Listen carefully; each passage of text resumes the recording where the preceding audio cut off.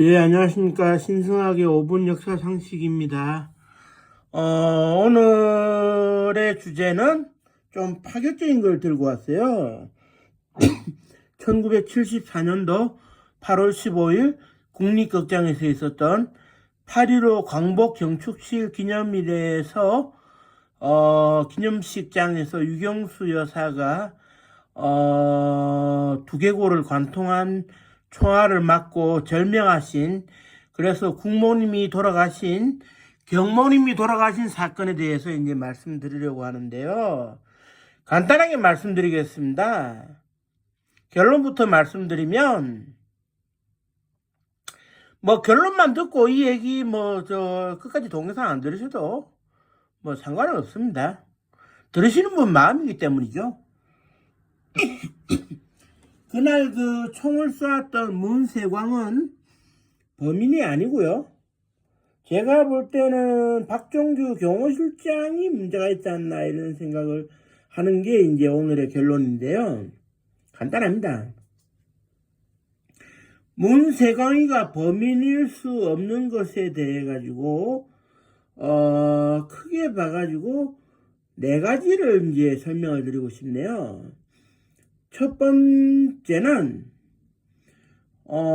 문세광이가 제일 동포인데 서울 김포공항으로 입국을 하려면 우리나라 정부에서 비자를 발급해 줘야 되는데 오사카 총영사관에서 6개월짜리 관광비자를 발급해 준 사실이 있습니다. 이제 관광비자가 발급이 됐기 때문에 이제 냄새가 나는 거죠. 그러면 관광비자를 발급해 줬는데 왜 냄새가 나느냐? 이유는 간단합니다. 그때 당시에 문세광은 반정부 활동, 반한국 정부 활동을 많이 해가지고 1973년 10월 달에 이미 오사카 총영사관에서 1등급의 요주인물로 이제 그 감시를 받던 사람이었어요. 그래서 한국에 들어가면 무슨 짓을 할지 모르는 사람이다. 위해 문제일 수 있다 이렇게 감시를 하던 사람이었는데 이 사람에게 덜컥 비자를 내준다? 안 되는 얘기죠. 그런데 실제로 비자가 발급됐어요.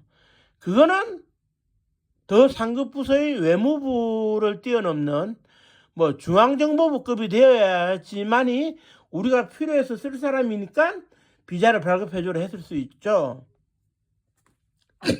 그리고 두 번째는 유경수 여사의 그 두개골을 관통한 총알 탄환에 대해 가지고 총마다 고유 지문에 해당되는 강선은 검사를 하면 이 총알은 누구의 권총에서 발사되었는지 알 수 있을 텐데 강선은 검사를 제대로 안 했어요. 그건 뭘 의미하느냐? 유경수 여사의 두개골을 관통한 총알은 누구의 총에서 발사되었는지를 몰라야 한다는 얘기인데 문세광이가 쐈다면 왜 몰라야 하겠습니까? 그리고 세 번째, 그날 그 문세광이가 묵고 있었던 조선호텔, 웨스턴 조선호텔 그 소홍동에 1111호실을 중앙정보부 요원이 압수수색을 했는데 이때 분명히 얘기를 했어요. 증언했어요. 그 총지배인이었던 호텔의 총지배인이었던 김태수 지배인이 얘기를 했어요. 오전 10시에 압수수색을 하러 왔다고. 그렇다면 그날 적어도 문세광이가 총을 쏜 게 오전 10시 30분 이후니까 문세광이는 총을 쏘게 내버려 두고 그 전에 중앙정보부가 먼저 압수수색을 한다? 있을 수 없는 얘기죠. 문세광이의 범행을 먼저 막아야지. 압수수색은 압수수색대로 진행하고 문세광이는 시간 되면 총을 쏜다? 말이 안 됩니다. 그리고 이제 네 번째, 조안무개라는 통역관이 이제 얘기를 해준 사실인데요.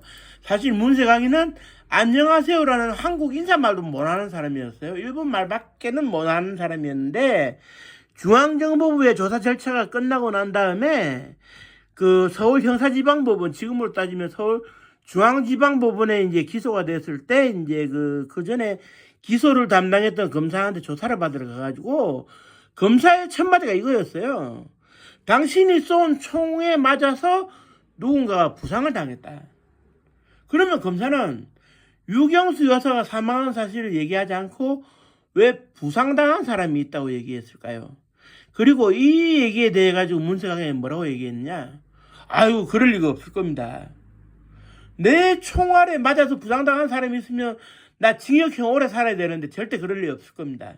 이래 얘기를 했습니다. 이게 모순되는 이 조사 내용에 대해 가지고 이거 또 어떻게 받아들여야 되는지. 그러면 그날 그 문세광이가 쏘지 않았다면 누구 총에서 나온 총알에 맞았느냐의 문제인데, 그날 총 현장에서 7발이 발사된 것은 확인이 됐고요. 문세광이가 4발을 쐈는데 한 발은 권총에 남아있어요. 5연발짜리인데. 그래 이제 4발을 쏜 게 확인이 됐고, 3발은 누가 쐈냐의 문제인데, 한 발은 안전장치가 풀려있는 권총을 경호원이 권총집에 넣다가 오발이 됐어요. 그리고 두 번째, 이 행사장 뒤쪽에 이제 숨어있던 경호원이 뛰쳐나와가지고 유경수 여사를 간호하기 위해서 뛰어 올라오던 탁금선 할머니를 유경수 여사를 해코지하러 오는 사람인 줄 오해를 해가지고 이 대형 사격을 했다가 이제 그 장보화 양, 성동여실 합창단원 장보화 양이 맞았고, 나머지 한 발은 유경수 여사가 맞았다는 얘기인데, 그 한 발이 어떻게 되느냐? 그 당시 상황에서 이제 그 촬영이 된 흑백 동영상에도 나옵니다만은, 자리에 앉아있던 박종규 경호실장이 뛰쳐나와요. 그런데 이 사람이 그날 그 오른손에 행사 팜플렛을 들고 있다가 행사 팜플렛을 왼쪽으로 옮기는 과정에서 오른손으로 권총을 끄집어내어서 문세광에게 맞대응을 하려고 하다가 권총을 떨어뜨리는 것 같은 장면이 나옵니다. 그런데 이때 떨어뜨린 게 권총이 확실하다면, 경호 권총은 항상 이 경호시의 안전장치가 풀려있기 때문에 노래새가 그 충격을 받아가지고 땅바닥에 충격을 받아 격발되면 당연히 그 방아쇠가 이제 당기면서 총알이 나가겠죠. 그러면 유경수 여사의 두개골을 관통했을 수가 있습니다. 동영상을 실제로 분석해서 박종규 경호실장이 권총을 떨어뜨리고 그 권총에서 발사된 총알이 유경수 여사의 두개골을 관통했다. 이렇게 분석을 하는 동영상도 유튜브에 올라와 있어요. 그리고 참고로 말씀드리면, 이 사건에 대해 가지고 당시 7명으로 구성된 수사본부에서 활약을 했던 서울시경 감식계장 이건우 경감도 증언을 했어요. 문세광이가 범인이 아닌데 그때 당시에는 진실을 말할 수 없는 속사정이 있었다고. 이후 문세광이는 사형을 당한 것으로 이제 집행당한 것으로 알려지고 있는데요.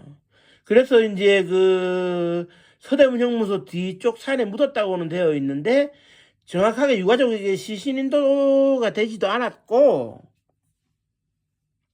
지금껏 없는 보호로 남아있는 그런 거죠.